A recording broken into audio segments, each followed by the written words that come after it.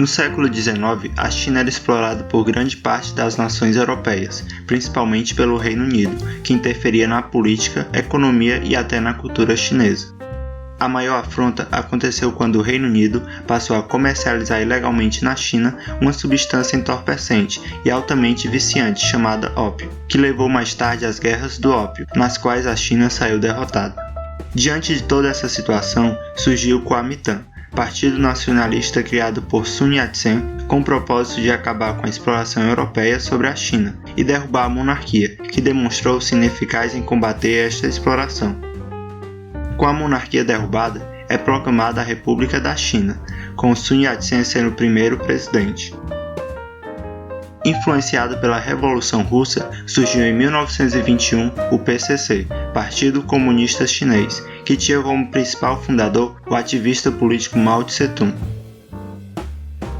Com a morte de Sun Yat-sen, quem assume a liderança do Kuomintang é o militar Chiang Kai-shek, que com a ajuda do PCC reunifica a China, que possuía regiões dominadas pelos senhores da guerra.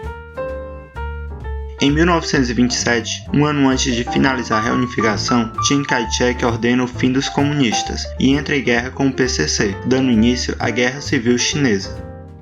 Em 1937, o Japão invade a China, almejando dominá-la. Então a guerra civil é suspensa e o Kuomintang e o PCC se unem contra o Japão. Mesmo não sendo capazes de derrotarem o Japão, em 1945, depois da destruição de Hiroshima e Nagasaki pelas bombas atômicas lançadas pelos Estados Unidos, o Japão se rende e é expulso do território chinês.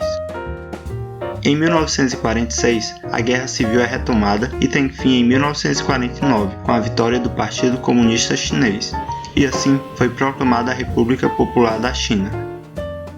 Chiang Kai-shek e o que restou do seu governo refugiaram-se na ilha de Formosa, onde foi proclamada a República da China, que mais tarde se chamaria Taiwan.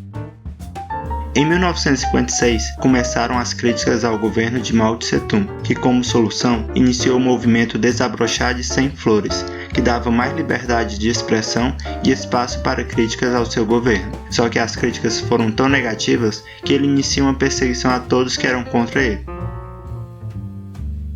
Em 1958, Mao Tse-tung inicia o Grande Salto para Frente, que visava eliminar a propriedade privada, coletivizar a produção agrícola e substituir enormes áreas de plantio por pátios industriais.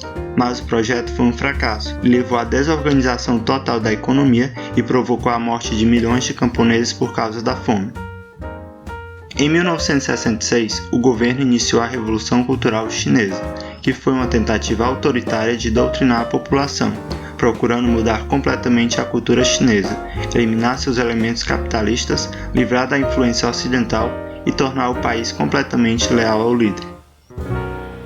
Após a era de Mao Tse-tung, foi feita a abertura econômica do país ao capitalismo, implantando assim o socialismo de mercado.